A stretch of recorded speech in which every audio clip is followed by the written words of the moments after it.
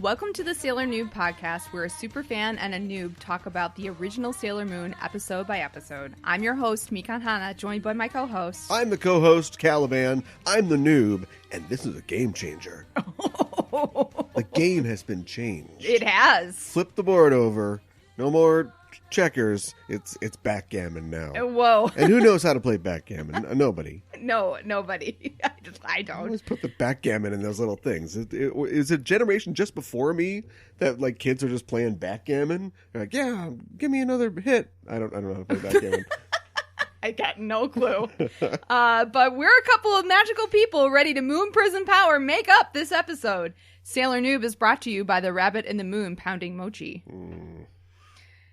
So, here we are. Game's changed. Yeah. Do you want to talk about it's a different game now? About that at all? Well, I it's long overdue, but I've got to talk about what I think is going on here. Yeah. And we could have done this last week, but we went really long. But I wrote all of this before watching the episode that happened today that we'll talk about today. Okay. So these are your predictions prior to seeing predictions, after the last great Yoma is put to bed. Yes, Bakane, the last great Yoma. Red Butler. Yes. So my predictions for what's coming up. Yes. There will be jockeying for crystals. Yeah. You don't have to comment on all my predictions. Okay. I'm not saying that they're profound. Right. We're going to be trying to get the crystals all on one side or all on the other side. I think that we are headed for some kind of confrontation with Tuxedo Mask, with him on the opposite side of the Sailor Scouts. And it may or may not tie in his relationship with Rei into it, because they've put so much work into that, something that is not even present in the manga. That may or may not have something to do with it, but we're gonna have a confrontation with TM. Zoisette's gonna buy it.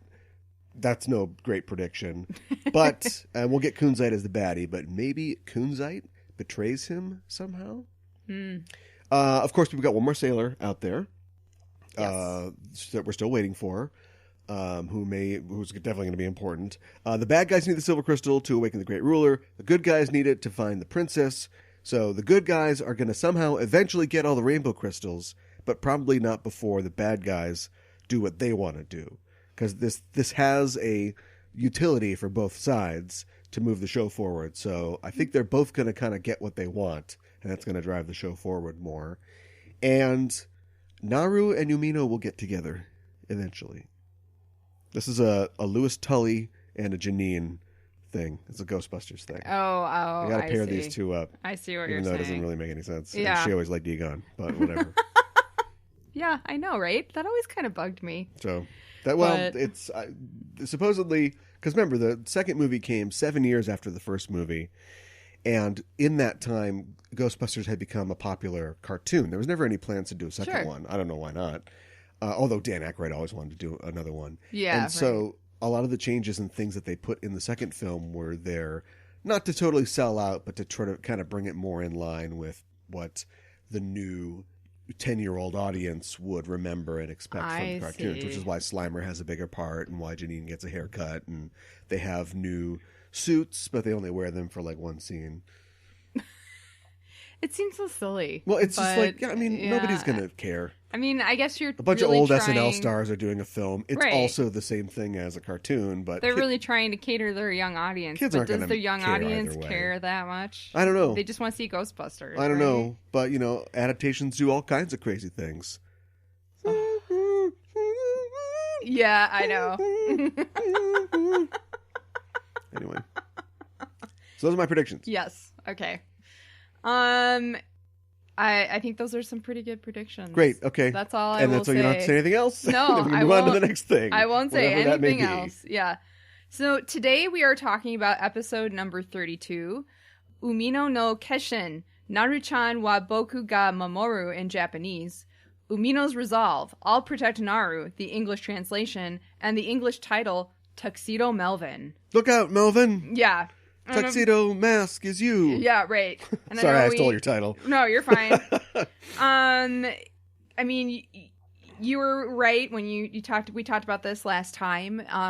The title only makes sense with the dub because Umino's name in the dub is Melvin. So, but what can you do about that? Well, I thought that they would, you'll reveal that they have, but they have so many, like, they love wordplay and puns, so I thought maybe there was a way to make, I don't know what Umino can mean in Chinese or what the characters could be. But I thought they were going to do something with that, and instead they just, kind of mash it all together. So we'll get to it. Yeah. Right.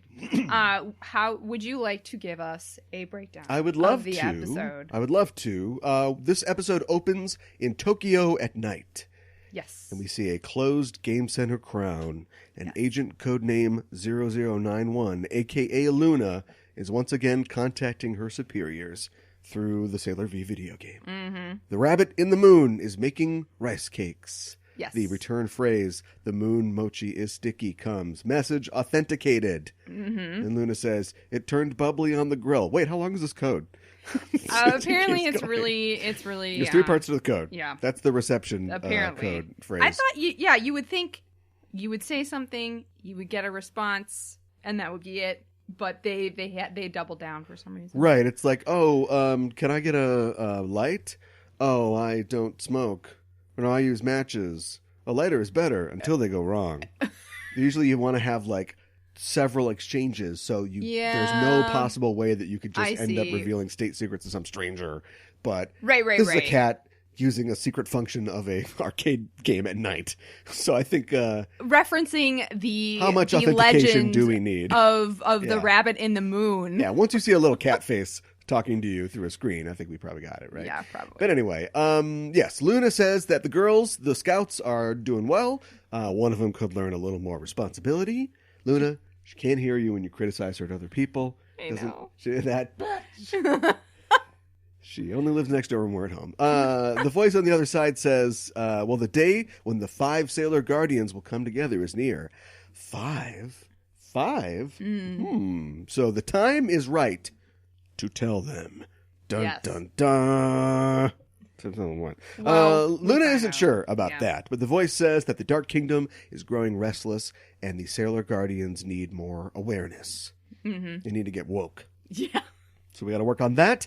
At Hikawa Shrine, still that night, I guess, the girls are waiting. Luna arrives and tells them, don't be shocked! And Usagi's like, oh my God. Which is a good bit. Luna says, listen, I'm from the moon. What? I know. And she says, I came here to awaken each of you. The princess you seek carries the royal bloodline of the Moon Kingdom. You're destined to meet and protect the princess. Okay, it sounds like the only unique bit of information here is that she's from the moon, and then a little extra side thing on why we're going after the princess, but earth-shattering? I don't know. No, and then there's got a moon on her place head. I know. We probably got to figure that out. There's a place called the Moon Kingdom. There's a Moon Kingdom. Yeah. And so the girls are kind of mulling this over. They're like, oh, okay, interesting. And Usagi's like, hey, is there really a rabbit on the moon that makes rice cakes? And everybody's like, boo, you're the worst. Shut up. Right. Fair question, though. In the Dark Kingdom, a heretofore unseen part of the Dark Kingdom with trees and evil-looking flowers, we see a giant mansion, and inside, Kunzite and Zoisite are checking out the 4 crystals that Zoe has managed to snag so far. Mm-hmm. And forgive me if the colors are wrong, we've got green, blue, red, and indigo. And Zoe That's correct. is like, okay, good, I got it. And Zoe's like, I'm going to get those crystals for you, Kunzite. And Kunzite's like, yes, I can't wait to see Queen Beryl's happy face when we bring them all. And Zoisite's like, that bitch will kill her. Got to calm down a little bit. Just got to calm down. Zoe is high-strung. This is his fatal flaw here. Yeah. The next day at school, Umino and Naru are eating lunch. Mm-hmm. And Umino has a particularly luscious-looking bento with fried shrimp. Mm-hmm. It's that thing that Japanese anime does and manga as well, where there's a certain level of abstraction in the art. It's a technique, I can't remember what the name is called. And then when you want to show detail on something, you zoom in, and the artist is like, sure. Okay, I gotta make this one real. Give me the really thin pencils, and he like draws it like really detailed. Yeah. So we get a real good look at his bento. And Naru wants to trade him some shrimp for her green pepper, which is not a good trade. Naru, it's a horrible trade. Yes, but I have a feeling that Umino would go for it. Usagi appears, and she's like, "Oh, you two look so cute. Are you going out? Huh? Are you going out? Are you going out? Huh? And Naru's like, No. Look, we're just friends." And Umino does not take well to this, and he walks away dejectedly. And Naru says, "He's nice, and the help with the homework is great, but he doesn't really light my fire." Well, what would? What would, Naru? A bad boy. Epaulets? A pair of epaulets? Huh? Usagi some chocolate parfaits. Pulls Umino aside. Wow, take Sundays off. Usagi pulls Umino aside and says, "Come on, man, you gotta make your move. I'm going to use my vast experience with love to turn you into a cool guy." Oh boy, this will end in fire. Usagi Cupid, is that it again? She's back. And Usagi's like, "A cool guy, you got to be cool, like Tuxedo Mask." "Oh, Tuxedo Mask, Tuxedo." Oh, no, she's gone. And what Umino gets out of this is, if I become Tuxedo Mask, she'll have to like me. And Usagi's like, "Well, that's not exactly what Umino Tuxedo Mask is who I will become." Yes. Tuxedo Umino Mask is born. Yes. Later that evening, Usagi and Naru are walking home from school, and a poodle starts barking at them, I guess. Maybe it's the shrimp. I don't know. And Tuxedo Umino Mask runs out. "How dare you bark at Naru?" And he's got like a toy hammer. It's like one of those squeaky, bouncy toy hammers. Yep. And the dog's owner takes the hammer from him and bashes him with it, and then she walks off. Yep. Great. And Naru's like, what are you doing? And Umino's like, "I'm Tuxedo Umino Mask, fighting for love and justice. I have to get this cape back to the costume shop. Farewell." Runs off. The girls continue on to Game Center Crown, where they're like, "Should we stop and play some video games?" Okay, great. But before they can go in, Tuxedo Umino Mask bursts out of the arcade and says, "No, you have to go straight home after school. Don't waste your allowances. You can go in here over my own body." And lays down in front of the door. And the girls are like, "Okay," and just walk over him into the arcade. They step on his back. Yes. Well, deal offered and accepted.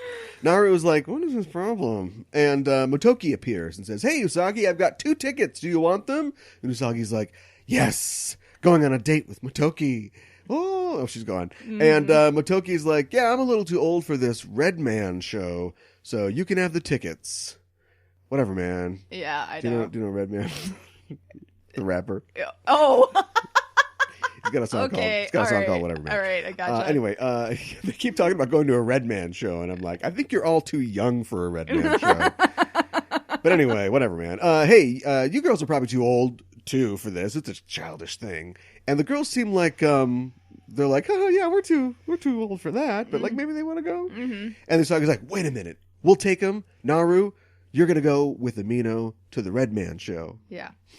Special appearance by Method Man. And Umino appears out of nowhere. And he's like, "Yes, I'll go." And Naru's like, "Yeah, fine, whatever, okay." Back in the Dark Kingdom, Zoisite is boiling the black crystal, I guess, in a cauldron. The black cauldron, maybe. Giving the crystal a new power, the ability to turn humans into monsters. Convenient. Yeah. This crystal can do everything. I always love it when we see, like, human accoutrement for these, like, devil people, you know, when, like, Nephrite is sitting around, like, sipping a martini, you know, in his house. Yeah. And Zoisite picks up a framed picture of himself and Kunzite. Yeah, that was a nice touch. Like, signed, "Stay cool, Zoe." And he's like, "This is it. I'm doing it for you. We're going to get these crystals." So back in Tokyo at night, flower petals coalesce into the form of Zoisite. He's at Naru's house. His plan is to turn Naru into a monster so it lures out Sailor Moon. See? Yep. This is why you have a secret identity. Mm-hmm. What's the first thing the Green Goblin did when he learned that Peter Parker was Spider-Man? He went after Aunt May. Right. Right? Of course. Yes, hey, exactly. Do you want the rest of this coffee? No, I'm good. Finish it! Finish it! All right. As he's getting ready to do this, he hears Naru's doorbell ring, and he looks up the stairs to her door, and he sees the form of Tuxedo Mask, and he thinks, oh crap, this guy's good. I better get out of here. And he disappears. But of course it wasn't Tuxedo Mask. It was Tuxedo Umino Mask. Yes. Who is crapping his pants. Like, what was that lady in Star Wars cosplay doing here? And how did she disappear? And Naru comes out and she's like, do you know what time it is? But Umino is like, well, I want to know what time to pick you up. Is 12 okay? Okay, I'll bring lots of fried shrimp. So we cut to the next day at the amusement park. Usagi is walking around and Luna is like, hey, what happened to looking for the princess? Hey, Luna, you go look for her, okay? Give our girl a break. And Usagi says, oh, that's important, but also I'm a sensitive woman and my friend's love life is important, so I'm working on that. And Luna's like, shake my head. And Usagi's like, why are you even tagging along with me? And Luna's like, well, I'm a sensitive guardian from the moon, and I'm worried about a foolish guardian. Ooh. Ice. Apply ice to the burned area. I know. But back off. Back off, Usagi. Usagi sees Umino and Naru and runs off after them. Umino and Naru arrive at the Monster Warrior Redman show, which is like a sentai type show. Yeah. We'll talk about it later. Yes. Where the actor playing Redman is fighting a monster on stage, an actor playing a monster. Yes. And Redman is like a Kamen Rider, Ultraman type hero thing. Mm-hmm. Naru says, I'm so glad you didn't bring that weird costume today, Umino. And Umino's like, oh, I've got it in my backpack. I'll be ready to transform at any time. I know. Redman knocks out the monster, and on the merry-go-round, we see Zoe riding a horse, which is this guy. He's got style, man. I really like this guy. I know. Who says you can't evil and have fun too? And he tells the Dark Crystal, make her into a monster. And he shoots a bolt of monster, I guess, at Naru. Yeah, right. But Naru drops her purse and bends down to pick it up, and the bolt misses her and hits Redman. Mm-hmm. And we are treated to monster beer Redman, I guess. Akon, the Redman kaiju. Mm-hmm. And the kids in the audience are like, whoa, this is amazing! Yeah. And the poor actor in the monster costume is like, what the hell? And Zoisite is like, whoopsie. And that's, whoops, oh no. Yeah. Akon kicks the monster actor off the stage, and he summons marimo algae pods from Lake Akon. Yes. I just will fall backwards. We will talk about that. With the trust, knowing that I'll be picked up by somebody telling me what the hell that is. Yes. He throws them at the audience, and they engulf the audience members, like Tensei did with the tennis ball. Yes. In Usagi. Yeah. You're repeating yourself, Joe. And Akon is about to lay one on Naru, but Usagi grabs her hand and pulls her to safety. It's maybe like a Dumb Bunny 3 on this one. They're trying to front and center Usagi's lack of responsibility, but I think she's pretty much acting in character. Yeah. And she doesn't freak out when Redman becomes a monster. Why would she? No. She sees monsters right. all the time. She's waiting for Method to show up. Yeah. From the top of the merry-go-round leaps Tuxedo Umino Mask. He should have thrown a fried shrimp into the concrete. But I'll save my notes. He says, I'll protect Naru. And he pulls out a handful of fried shrimp. There we go. Yes, he does. On brand. Yep. Naru is like, you are going to die. Get back here. Yeah. Umino throws the shrimp to no effect. Just charges Akon. But he's backhanded with a big Akon to the ground. And he's struggling to get up. He's hurt. He's hurt real bad. But he says, I'll give my life to protect Naru. And Naru's like, oh, this little incel is really serious. Wow. We get a Moon Prism Power make-up, and Usagi becomes Sailor Moon. That's our first full solo transformation in a long time. Yeah, it is. And does she ever change into something more or something else? Does she ever get a longer... Well, that'd be spoiling. You can't tell me anything. But anyway, we'll see. Umino goes back in for more, and Akon is wiping the floor with him. Seriously, I don't know how he's not dead. Mm-hmm. Naru runs in to help him, but bam, she gets algaed. Sailor Moon says, how dare you use algae as a weapon? The Hokkaido Sightseeing Association didn't give you permission, did they? In the name of the Department of Natural Resources, I'll punish you. Yeah. I have no idea what's going on. At this moment, Zoisite reveals himself. He appears and he says, hey, I got a favor to ask you. You give me your rainbow crystal, and what I'll give you is a bunch of not suffocated by algae people. Right. And we cut back to see that all the audience members are in danger. They're all suffocating to death, presumably. Because the marimo are growing. Yes. Usagi is torn by this dilemma, but she eventually says, okay, and she produces the orange crystal. And Zoisite reaches out to take the crystal, but his hand is knocked away by a cane. Tuxedo Mask. Yeah. Sans music is here. Yeah. They kind of did the same thing last week, so I get it. Yeah. He says, hand off, buddy. And Zoe shoots petals that become spikes at Tuxedo Mask, but he spins his cane and deflects them. And Sailor Moon chases after the crystal, but Akan shoots algae at her, and she ducks and misses the crystal. And Zoe and TM continue to fight. Meanwhile, Naru, who is probably suffering from extreme hypoxia, sees a guy in a hat and a cape, and she thinks Tuxedo Umino Mask is fighting. Passes out. We get a full MTA from Sailor Moon, just like old times. Mm-hmm. But right at the end, Usagi yells, just a little bit. I know. And the tiara just knocks out Akon. Yes. Then we get a moon healing escalation, and Akon reverts to a part-time amusement park employee in a superhero costume. Yeah. And with the demise of Akon, the algae balls disappear, and the thread is over. Luna is like, Usagi did pretty well by herself. Mm-hmm. Just then, Zoisite appears, and he grabs the crystal. Tuxedo Mask has been fighting a floating bunch of petals that he thought was Zoe the entire time, but it was a decoy. And Zoe disappears with, have a nice day. I love this guy. I know. Number one villain. Tuxedo Mask says, I'll get the crystal back, but don't thank me, because when I do, I'm keeping it. And he walks off. Later, I guess, the Redman show continues. It must go on. Right. And everyone just thinks the attack was part of the show. I know. So I guess that explains that. I always want to know what people think is going on. Yes. But after almost suffocating to death, they're like, whoa, that was awesome. I know. And Naru says, thanks, Umino, for protecting me. And they're cool. And at Usagi's house that night, Luna is mad at Usagi that they lost the crystal. But Usagi is playing the music box locket. And she's thinking about how she doesn't know Tuxedo Mask as well as she thought she did. Mm-hmm. And that's the episode. Yes, that is the episode. I got some questions. Yeah, go for it. So, we've got, at this point, is Luna an alien?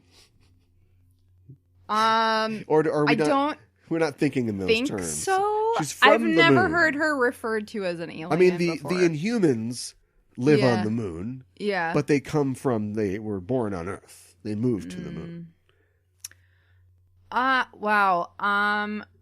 I've never heard her referred to as an alien before. I guess I haven't really thought with about space powers who has a crescent moon on her forehead. Yeah. And she's purple. And I don't think this show would run from sci-fi comparisons, but they're from space. So they're kind of aliens, right? I'll see if I can find anything. No, I mean, the answer will reveal itself in the rest of the show, right? We've got another 170 episodes. I know. And then also I've said this before, but this kind of adds to my theory of whatever it is that happens to them when they make up, they are tapping into something, if the Yoma, the reincarnated Yoma are, become humans and have this power. Mm. The girls are themselves reincarnations, or they're tapping into some kind of spirit or something, because this whole show, Usagi has been doing things that there's no way that she would know how to do these things. And she's claiming that she will punish people in the name of the moon, like she's moon cop, So, yeah, right. So Luna reveals this to them, but in some way they have already been a part of this. They have been kind of expressing, this revelation. Sure. So, yeah. It wasn't a question, I guess. How can not just Usagi but all of them, how do they know what to say or what to summon? And no, that's a good point. There's something mystical, magical happening here. So it's the mochi. The power comes from the mochi. Made by the rabbit. Yes. Alien rabbit. Yes.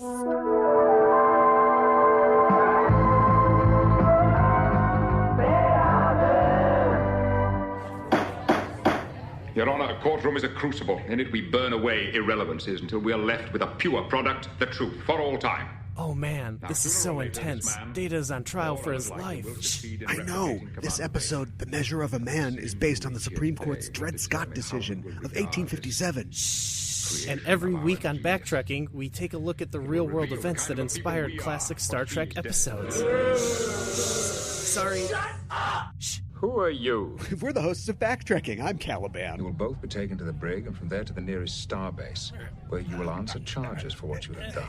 And I'm Gooey Fame. This is not a game. This is life and death. You can follow us on Twitter. Backtracking is available wherever you listen to podcasts. You go f*** yourself.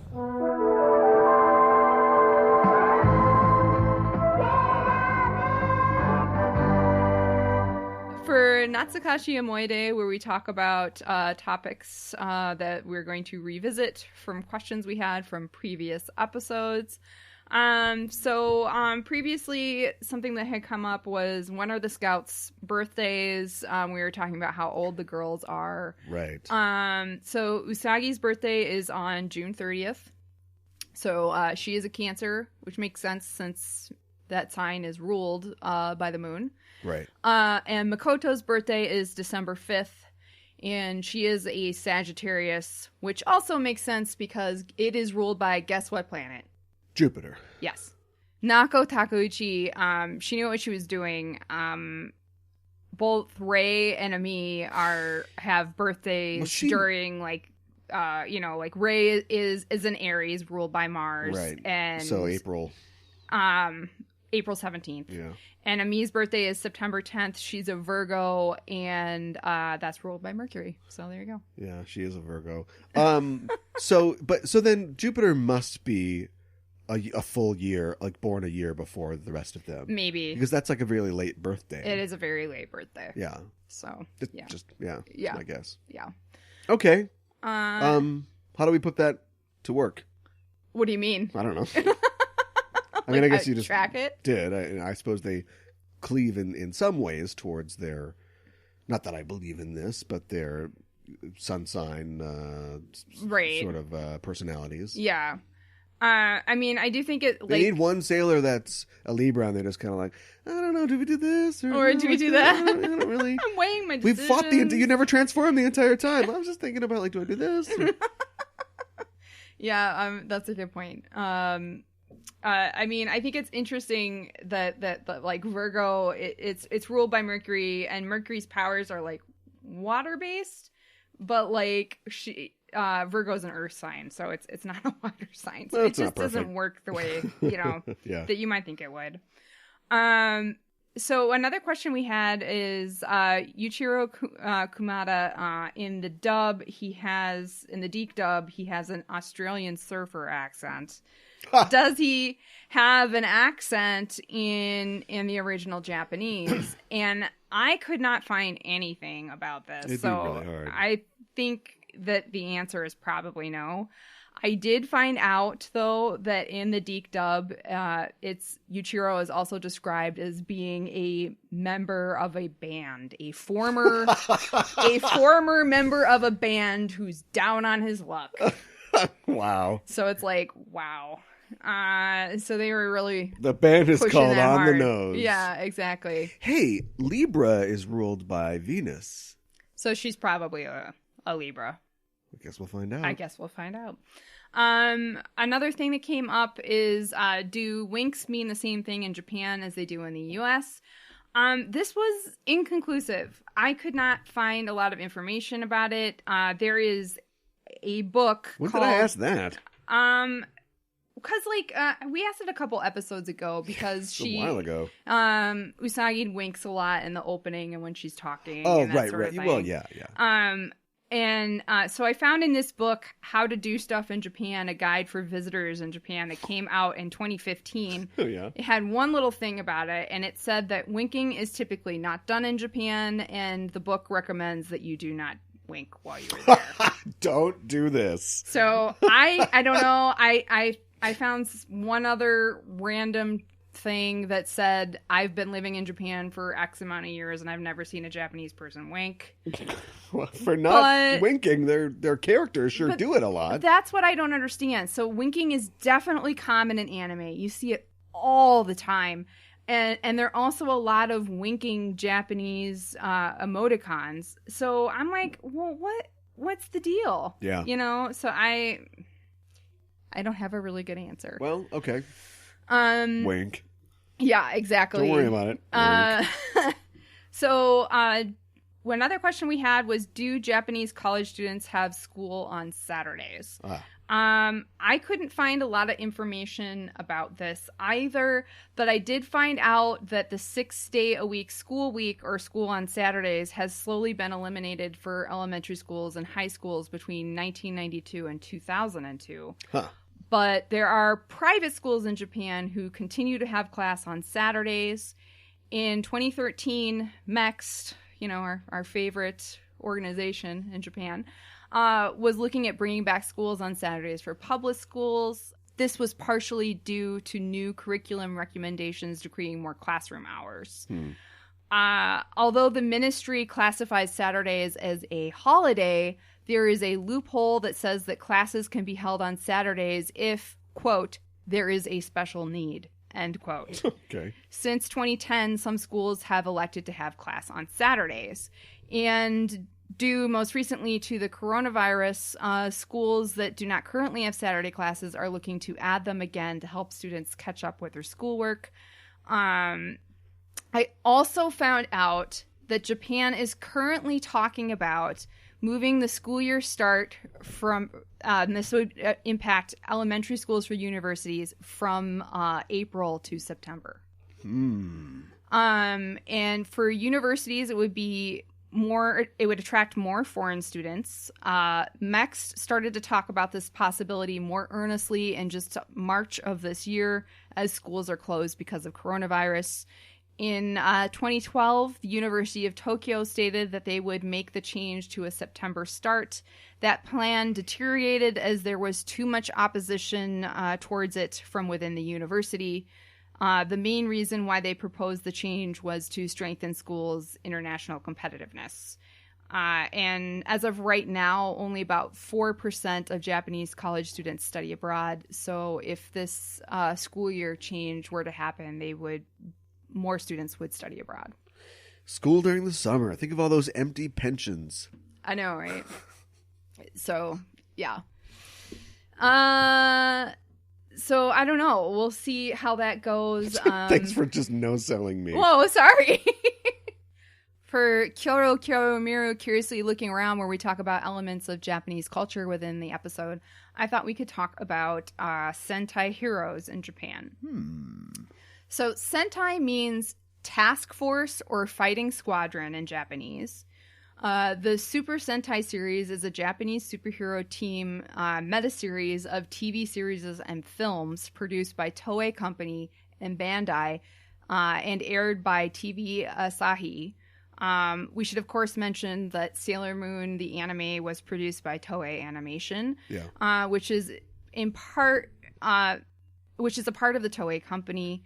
This is probably one reason why this episode of the anime decided to feature a Sentai hero, since it's kind of under the same umbrella. So Sentai TV shows and films utilize tokusatsu, which literally means special filming or special effects in Japanese, and is often shortened to toku in the West. And it is the Japanese overarching word for any live-action, sci-fi, fantasy TV shows or films that make liberal use of special effects. Tokusatsu is an abbreviation of Tokushu Satsue, which means special photography. Some of the most popular forms of entertainment that utilize toku are kaiju, which means mysterious base movies, such as Godzilla movies, and superhero TV series like Kamen Rider. Some TV series combine these two subgenres, such as Ultraman or Super Sentai series. In the beginning, Toku separated itself from the Western equivalents by preferring to use practical effects over the use of visual effects made through editing. Yeah, CGI has just destroyed Toku at this point. Well, it's a totally different world. Well, now CGI is included in Toku. There's no way a computer can replicate a foot stepping on a cardboard building. I know, right? So while both practical and CGI effects are used, Toku still prefers practical effects. Toku had two crucial periods, and they were called the quote-unquote monster boom and the quote-unquote henshin boom. The original Godzilla film started the monster boom, while Kamen Rider started the henshin boom. And henshin literally means transformation, transform in Japanese. Right. This means to change or transform the body or equip. In Henshin hero media, the hero only has their powers once they transform. So Sounds Sailor familiar. Moon is a Henshin property. Yeah. And Kamen Rider hugely affected how action heroes worked in stories. You can still see its influence to this day, and even in the West. Toku is a term that has somewhat different definitions in Japan than it does from here in the West. While in those in the West use toku pretty much explicitly to refer to Japanese superhero shows and kaiju films, in Japan, it merely refers to any live-action TV show or film that extensively uses special effects. This means that in Japan, productions like Doctor Who, Star Trek, or even James Bond films are considered toku. Huh. So yeah, and then James Bond. Yeah, right. He spins around and a tuxedo appears. I know, right? And also shows that liberally use puppetry for practical effects are also considered toku. So I just thought that was kind of interesting. Tokusatsu's origins go as far back into Japanese culture as with traditional Japanese theater, specifically with kabuki and its fight scenes, and bunraku with its puppetry. Yeah. The filming technique called suitmation or sutsumation in Japanese is a combination of the words suit and animation, and that's the technique that's used in like Godzilla, like with the guy in the rubber suit, right, and that sort of thing. Yeah. So and is used in a lot of the Super Sentai or Sentai series. Super Sentai is in the tokusatsu genre, presenting live-action characters and lively special effects, and are geared towards kids. Super Sentai airs alongside the Kamen Rider series in the Superhero Time TV block on Sunday mornings in Japan. Both series were created by Shotaro Ishinomori, a manga artist who we mentioned last episode of Sailor Moon when we were talking about Tashirojima and its Manga Island vacation resort. Yeah. Every Super Sentai series utilizes the following elements. You can find these in all of them. The heroes are a team of individuals who, utilizing handheld or wrist-worn gadgets, transform into superheroes and gain superpowers. They have color-coded costumes, trademark weapons, sidearms, and combat skills, and they fight a bunch of supernatural villains that threaten to take over the Earth. So it's got to be cross-pollination then, because if you watch, say, the Sailor Moon live-action TV series, yes, I mean, it's just girl. It's Sentai. Girl it is. Kamen Rider, yeah. Yeah. But that was all created after Kamen Rider and like the shows of the 70s and 80s, and so yeah, it's almost just like it just feeds into itself. Like you've got something like that, and then you create a manga that's clearly influenced by that, which becomes a anime, which then just becomes a TV show that is that. Yeah, exactly. In most episodes, the following happens. The heroes obstruct the bad guys' scheme and conquer an army of enemy soldiers and that episode's monster before a bigger version of that monster challenges them, only to be conquered again when the heroes attack it with their mecha. Right. Yeah. So the word mecha most likely refers to both scientific ideas and science fiction genres that revolve around huge robots or machines, or mechs, managed by people. Mechas are usually portrayed as humanoid mobile robots. The word mecha was first used in Japanese after shortening the English loanword mechanical, or mechanikaru in Japanese, but the definition in Japanese is more comprehensive, and robot or roboto or giant robot is the more limiting term. Every Super Sentai series takes place in its own fictitious universe. Several TV and film specials present a team-up with one or more teams. The first 2 Super Sentai series were created by Shotaro Ishinomori and were called Himitsu Sentai Goranger, which aired in 1975, and JAKQ Denge Kitai, which aired in 1977. In 1978, Toei worked with Marvel Comics to produce a live-action Spider-Man series, which added giant robots to the genre of tokusatsu shows.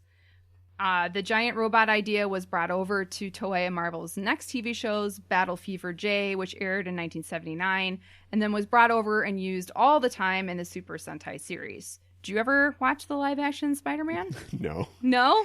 No. I mean, we've had plenty of kind of trashy live-action Spider-Man stuff here, like the...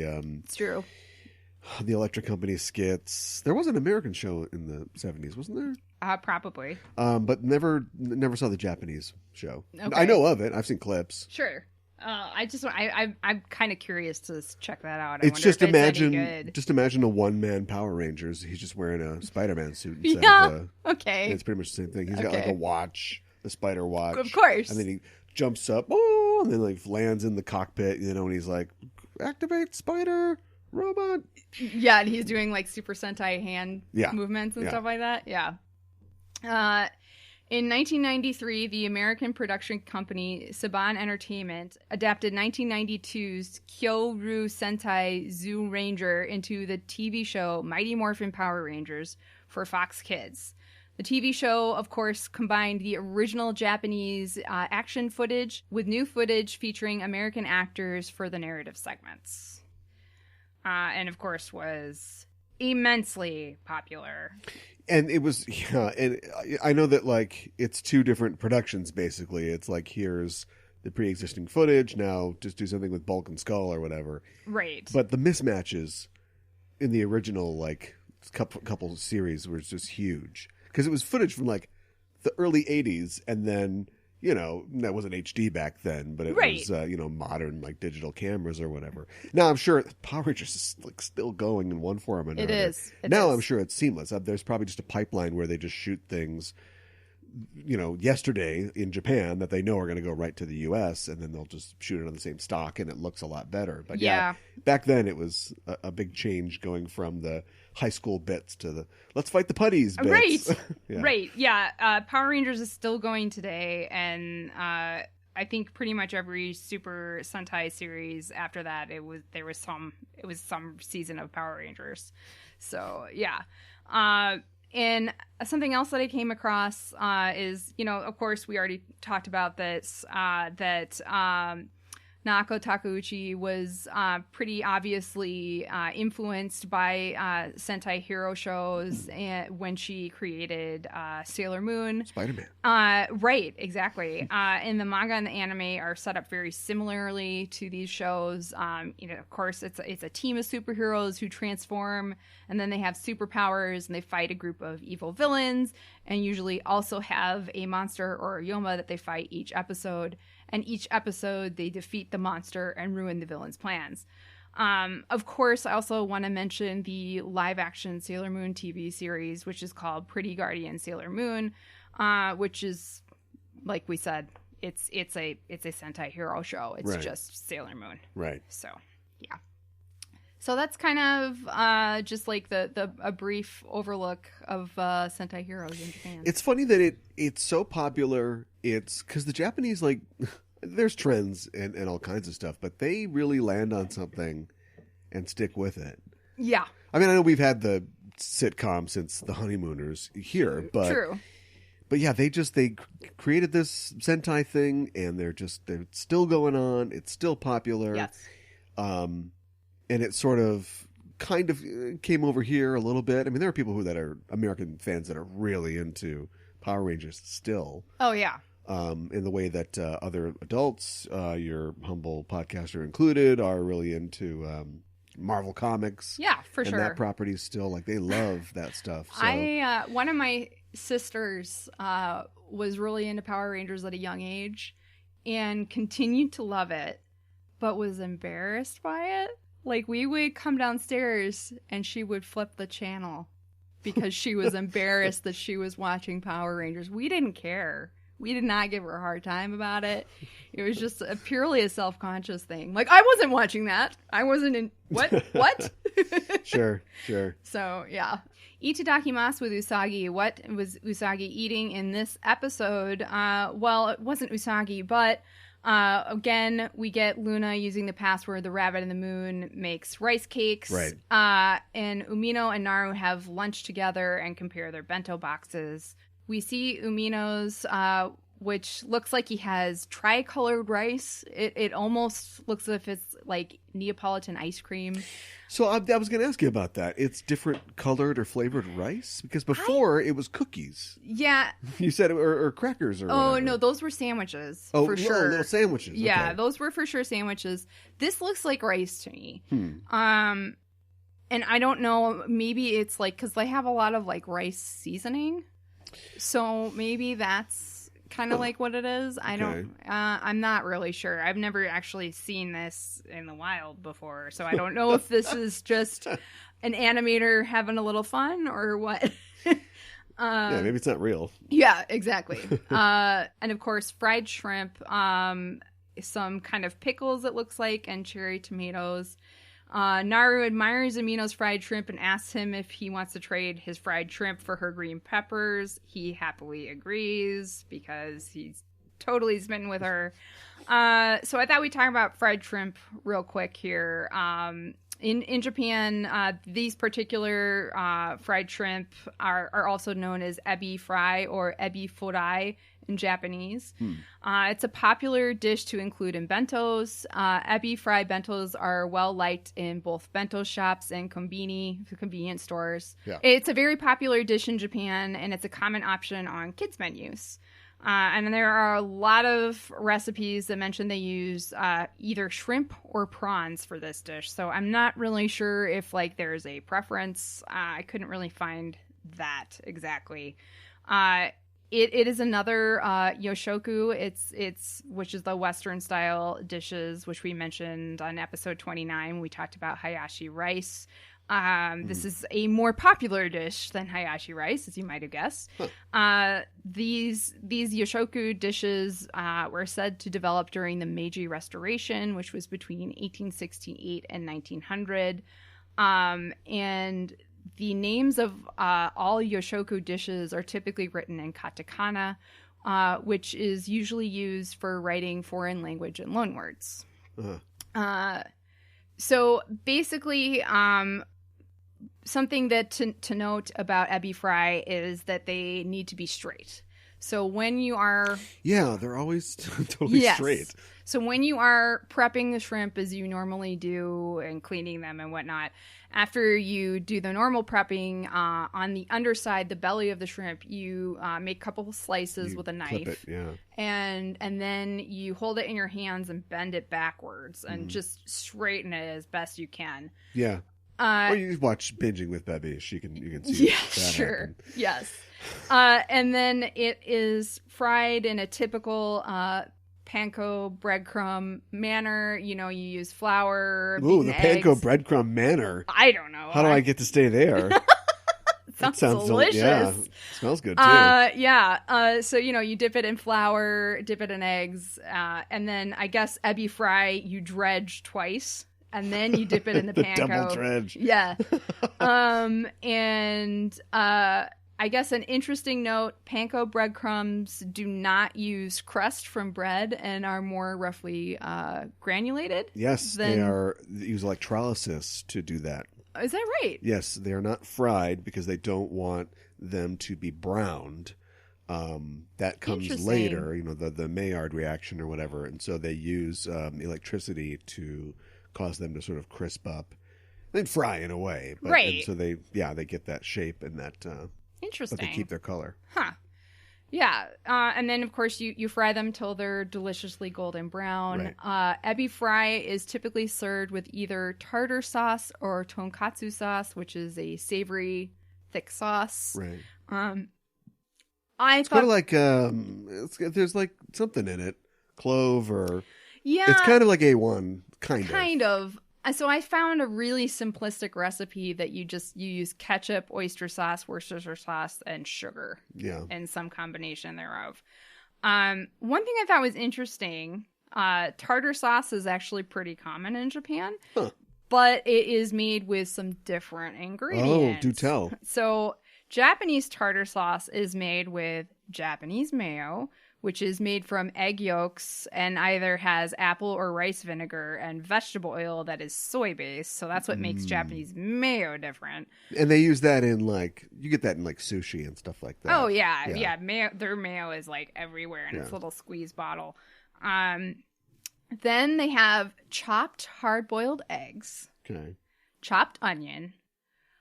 Chopped sweet gherkins or cornichons. Cornichons, yeah. Yeah. Parsley, like a lemon juice, and then Japanese karashi hot mustard. Okay. Well, except for the hot mustard and the Japanese mayo. I mean, that's not... I've seen tartar sauces like that here. Okay, I was surprised. The egg is egg yeah. and the onion. Well, I think it's left out of whatever is mass produced here is just kind of what you get. Yeah. It's what a thing becomes, and so if Kraft is going to make tartar sauce, but they want it to keep well and not have people with egg allergies or whatever. Not you just want to have it be consumable by everybody. So I see. But I've seen egg and tartar sauce before. Oh, okay. I'd never seen that before. Interesting.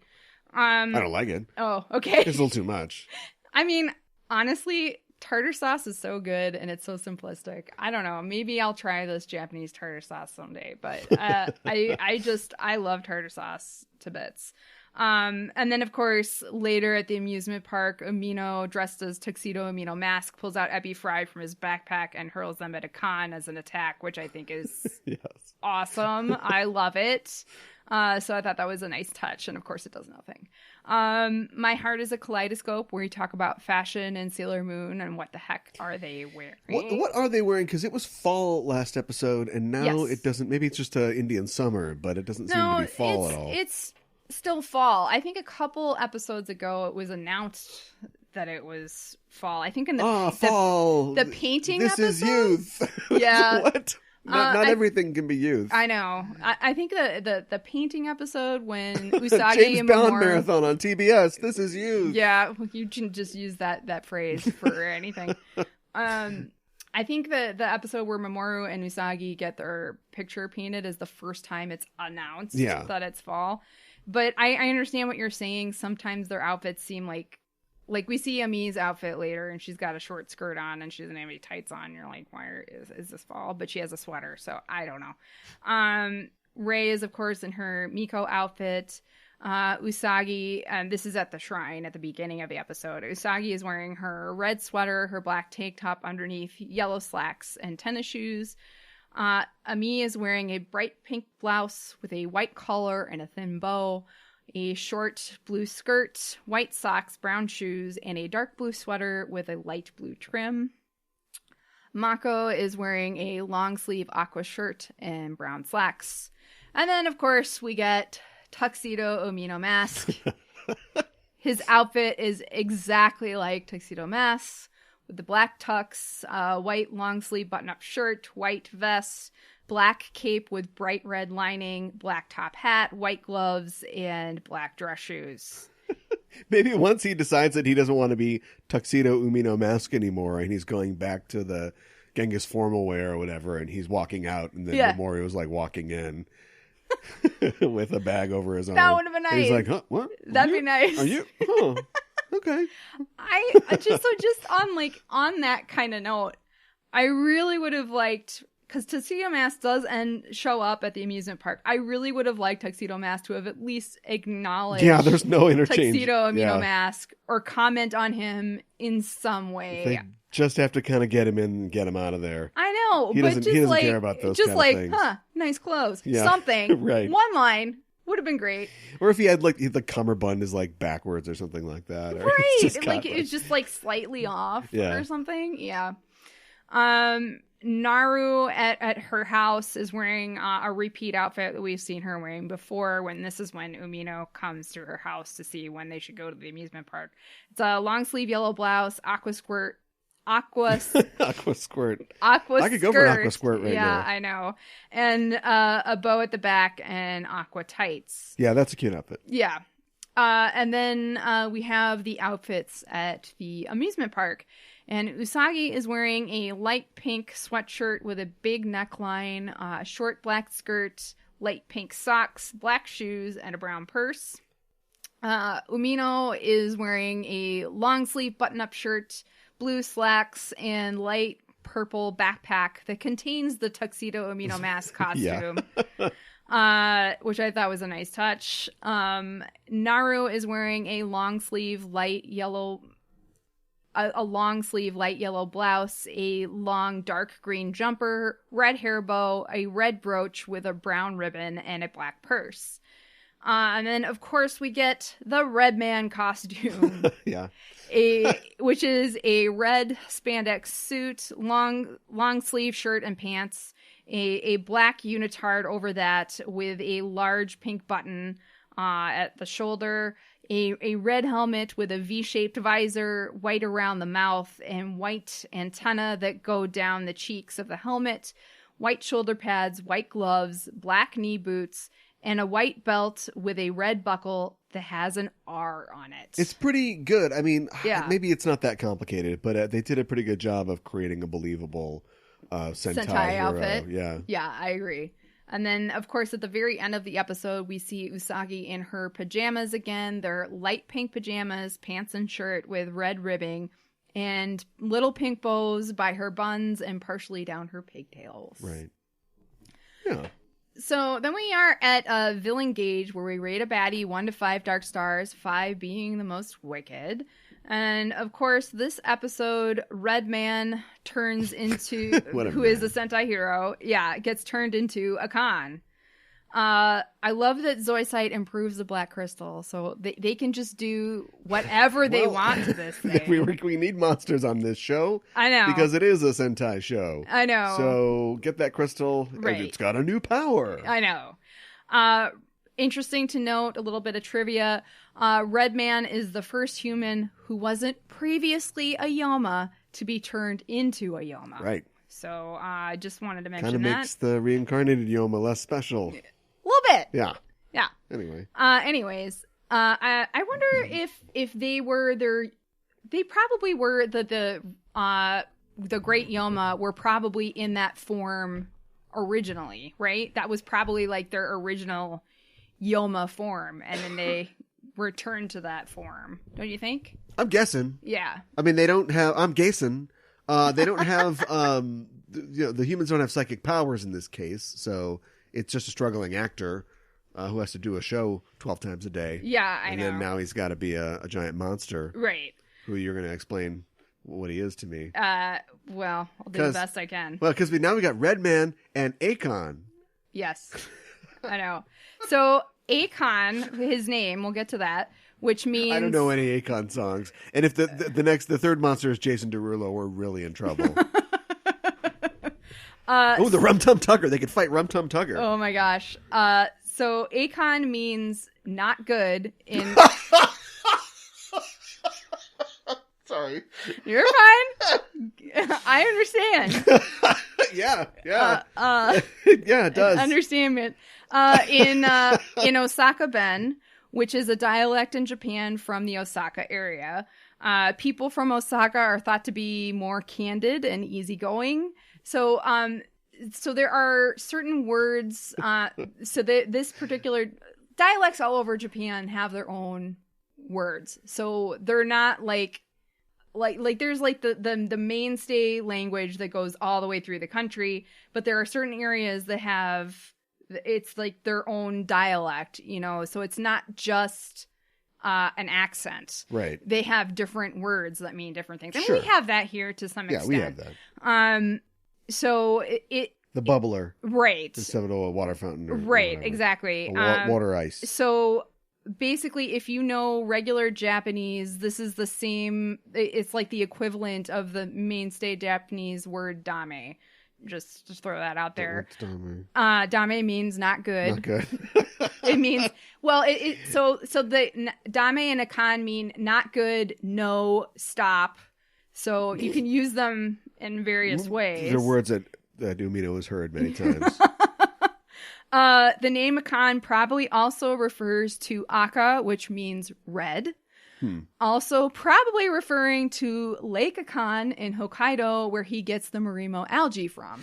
Yeah, I'm going to need some more on that, too. Well, we'll get to that in a little bit. All right. So Akan is a large, muscly Yoma, and he looks like a monster that they would fight on a Sentai show. I'm guessing that's kind of where they designed him from. Yeah. He is red. He has a red face, red arms. The top of his head is brown with brown accents on his arms. He has a light blue chest with red accents, black legs, and huge white claws. A kid yells, "It's monster versus monster," which is freaking awesome. Thanks, kid. And then Akan yells, "Take this marimo algae from Lake Akan," and throws the algae at people, and it gets bigger and will eventually suffocate them. Yeah. So Akan, Lake Akan, the monster. Yeah. Is this not good lake? This lake, not good. I don't know. And you got to tell me, where does the Hokkaido Nature Society come in or whatever? Well, so Lake Akan is in Hokkaido. Right. So marimo algae is a scarce kind of green algae that grows into large green spheres that have a velvet appearance, and they are sometimes referred to as seaweed balls. Okay. They grow in rivers and lakes in Japan and in Northern Europe. Mari means bouncy ball, and mo is a general word for plants that grow underwater. They are sometimes for sale in aquariums as Japanese moss balls. However, they are not related to moss. Some people buy them to put in their home freshwater aquariums. I have also heard them referred to as moss ball pets. Marimo have been a protected species in Japan since 1920 and are considered a national treasure. Lake Akan is well known for having marimo. Lake Akan is in Akan National Park, and it is illegal to harvest marimo from there. So okay. I think that's kind of where her comment is coming from. Is this something that everybody would know? Because right away she's like, I think that. So. She's like, hey, you can't do that. Right. So it's just famous. This lake is famous for its algae balls. You have to leave alone. Yes. So famous that Ainu have a 3-day Marimo festival each October at Lake Akan. So, though most Marimo are fairly small, they're maybe they range in size. So they can be about 1 inch in diameter. Right. There are some outliers in Lake Akan that can grow as big as 11.8 inches in diameter. Jeez, okay. But it takes years for them to grow that big. Wow. So if you leave them alone. Right, exactly. If you mess with them, yes. they'll get that big. Marimo are currently considered to be endangered. They are sometimes given as gifts. They supposedly bring good luck to both those giving and receiving them. They are sometimes passed down through generations because they can survive for over 100 years. That's crazy. Yeah, and they are really low maintenance. There is a legend surrounding the marimo creation. And so a long time ago, the daughter of an Ainu chief from a tribe living close to Lake Akan was in love with a commoner. Her parents did not approve of the match, so the couple ran away but fell into Lake Akan, where their bodies changed into marimo. This explains why marimo are considered to be a token of love, affection, and good fortune. Okay. Yeah, but don't mess with them. Yeah, right? So, yeah, any marimo that are sold in Japan actually come from Europe. So. Oh, okay. So this is kind of like when you go to Key West or something like that, and you have to eat the conch there. Mm-hmm. Conch, it's pronounced conch. Yes. Source, the guy giving me conch when I was in Key West. And but the conch are protected all throughout the Keys area and in the Mediterranean because they are endangered because they're so delicious. Right. Everybody's hunted them down. So all the conch that you eat in Key West, when hopefully just a stone's throw away in the water, there are conchs out there, comes from Asia. Yeah. Where for some reason they do it sustainably, maybe, I guess. But yeah, I don't know what Or maybe not. Maybe it's just got to feed the conch beast. But you can find online there are a lot of like how-tos on like how to care for your marimo and like stuff like that. And I thought a pet rock was bad. I know, but like I guess It's a seaweed ball. I guess it's common to give to kids because they're so low maintenance. They're like, here's a pet, you know. They're incredibly cute though, and supposedly they look super luscious green, and supposedly they're kind of velvety to the touch. Ugh, So I'm not touching that. yeah, but anyways, for a con, he throws the marimo balls. That's kind of cool. But I wasn't like super impressed with him, so I'm gonna give him 3 out of 5 stars. Okay. I'm gonna give him 2. Whoa. For all the reasons that you said.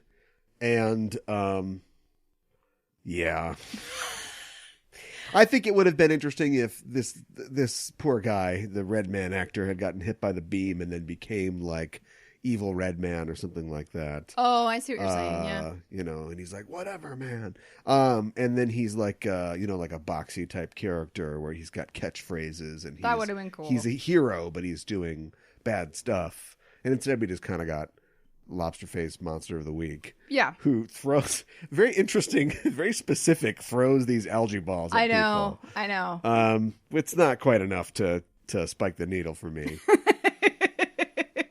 Not that great. I hear you. And plus, he doesn't really even need to be there. He's literally just a distraction. Like yes. Zoisite summons him just to get Sailor Moon out there. And then once she's there, he's like, got the crystal, bye. And he doesn't care what happens with Akon. And so he's inconsequential. I do want to mention really quick. Although he really gives it to Umino, though. Yeah. Beats the crap out of him. I know, right? I do want to mention really quick. I think that the crystal looks orange too, but I looked it up. No! It's actually the yellow crystal. No, that doesn't, no! Because it's the one they got from, Urawa, the guy who's interested in Ami. So that was the third one. So that was the yellow one. His Yoma was boring too. Usagi's hair is yellow. Yes. That crystal is orange. I agree with you. I'm sorry. I agree with you. I totally agree with you. I was watching it and I was like, it looks orange, but I'm going to double check because I don't know. I don't understand. I don't understand either. I think maybe somebody's colorblind who's doing the animation. But anyways, so our next section is Sabu or Dubu, where we talk about changes from the sub and the dub. Yeah. So I guess when I'm talking about a dialogue change, would it be more confusing or better to use their dub names from their sub names? Dub names, I guess. Okay, so just really quick, Usagi's name in the dub is Serena, Naru is Molly, Umino is Melvin, and Matoki is Andrew. So Usagi's opening segment was cut from the dub. Luna's Sailor V password exchange was changed in the dub as well. In the dub, she gives her paw print and then says the phrase, "The meatball-headed scout will always play when the cat is away." Okay. And does she then touch her little nose with her paw? I don't think so. It's just so... wait a minute. Did we discover something here? Is the rabbit supposed to be making rice cakes? Well, yeah, he's making mochi. Yeah. Yeah. But should he be doing something? Should be doing his homework or something like that? Is there some kind of cultural? Is this a frivolous thing for the rabbit to do? Because then they're going, well, we don't have anything like that, and the man on the moon doesn't care about the cheese that's there or whatever. So why don't we just make it more personal and say, this bitch is giving me a hard time. That's the code, you know? Right. I really don't think so. Okay. But, yeah, I don't know. They didn't find something quite equivalent. No. Luna's speech for the scouts at Hikawa Shrine is altered. Luna talks about how Central Command has located a 5th scout and how the scouts need to locate the other rainbow crystals. She does not talk about being from the moon or the Moon Kingdom at all. In the dub, where the part where Usagi asks Luna if there's genuinely a rabbit in the moon pounding mochi was cut. Why? That's such a good moment. I know, because I guess they thought kids aren't going to know what this means, but the dialogue in the lunch scene with Umino, Naru, and Usagi was changed in the dub. Molly tells Serena that she should be concerned about the math test that day instead of her and Melvin, so Melvin leaves worried about the test. After Melvin leaves, Molly worries whether or not she should ask Melvin out. Okay. So I don't know why they made that change. They're changing character motivations and kind of telegraphing things. In the dub, the scene where Umino gets hit in the head with a hammer is cut. In the dub, the Redman Sentai show was changed to be called The Wacky Wrestlers. People have speculated that that's mostly due to... The Wacky Wrestlers? Yeah. Do they get paid by the disappointment? Because, it's just... Wacky Wrestlers. I know, they didn't even try. No, they didn't even try. That's why I deliver Viz titles every week on the show. Yes. And sometimes you do too when you forget what you're doing. Oh, all right. Some people have speculated that that's because the Power Rangers weren't really well known there. However, I double checked. So the U.S. air date for this Sailor Moon episode was October 18th, 1995. 95, that's right up the Power Rangers lane. And Power Rangers premiered August 28th, 1993. You are telling me that show, which was huge, was not well known in 2 years. Come on. That's a bunch of BS. That's a lack of confidence. I think so. In the original anime, Mitoki didn't want to go to the Redman show. In the dub, Andrew apparently really wanted to go to the Wacky Wrestler show, but he had other things to do. Oh, man, I'm going to miss those Wacky Wrestlers. I know. I got to do stuff. I got to press my apron. I know. Just a real quick trivia for this episode. At Game Center Crown, Umino is playing the Street Fighter arcade game. Yeah. When? Yeah, when he comes in and he's kind of lazily pushing buttons, the arcade game he's playing is Street Fighter. Oh, I didn't see any branding Yeah, on it. yeah. It's at the top. Okay. So, as a side note, Game Center Crown was based on a real location in Azabu Juban shopping district. We've talked about this. Have we? We must have. But it was called Crown Pachinko Hall. Yeah. So it was a pachinko parlor. Right. The location is now a McDonald's. Of course. So there you go. Mitoki in a striped hat. Yeah, I know. Serving up burgers. Teriyaki burgers. Let's rate the episode 1 to 5 roses, 5 being the best. I like that we have Tuxedo Umino Mask, and Umino is really trying. I like we get more info from Luna about where she comes from, but that being said, I don't feel like a lot of info or stuff is really pushing the story forward, so I'm going to give it 3 roses. I gotta go with a kind of safe 3 as well, I think. There's just a lot of... Maybe this is like a housekeeping episode. Maybe it was a good time to predict what's going to happen in the future. Sure. You can go back and check how many of my predictions are right or seem like they're on the right track if you want to do that. But yeah, it just seems like a housekeeping show. There's a lot of tail ends of stuff. There's the whole Umino likes Naru. It's fun to have him try to beat Tuxedo Mask, but right. You said, it doesn't feel like they really dig down on it at all. Mm-hmm. I mean, I'm tempted to give this a 2, but there are some important sort of revelations and things that kind of move it forward. And also, it's just another Usagi. That's right. This show's called Sailor Moon episode. And so I did like it for that. So it kind of balances to a 3 for me. Okay. My English title is Masked Romance. You're not gonna interject at people anymore? Ejaculate. Look out, Naru! Masked Romance! Look out, Umino! Ebby Fry! All right, Masked Romance. Mine is Shrimp Coattails. I like it. I like it a lot, actually. Because a tuxedo has coattails. Yes. Umino is trying to ride Tuxedo Mask's coattails. Yes. They're shrimp. Cocktail. Cocktails. I like it. That's like triple I should meaning. be the CEO of Dick. The CEO of Dick. Put that on my business cards. Wow. Take a letter. Next episode, we are talking about episode number 33, Saigo no Sera Senshi Venasu Tojo in Japanese. Enter Venus, the Last Sailor Guardian, the English translation, and the English title, Sailor V Makes the Scene. Sailor V makes the scene. Yes. She makes a scene or she makes the scene? Makes the scene. Okay. So, she's making a scene. Then she'd be a drama queen. Yeah. Well, we'll see. Excited. Looking forward to it. I gotta say, this show has done two things well. It's it's built things up by just giving you little bits and bobs of stuff to make you sort of anticipate something. Like there's the Great Ruler, there's, I guess, the Princess. Now we know about the Moon Kingdom, and Sailor V are the big sort of dangling shoes. Yes.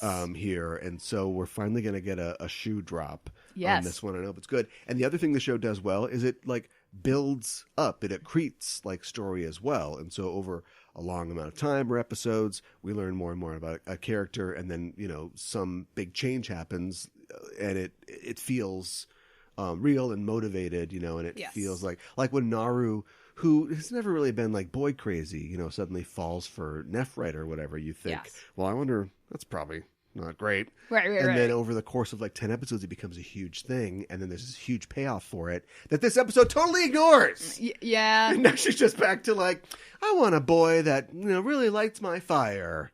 Like Nephrite did or something? I don't know. I know. Yeah, I mean, like, I'm glad that she's dating again, but it doesn't, like, she's going to go for, like, Nephrite to Umino? I know.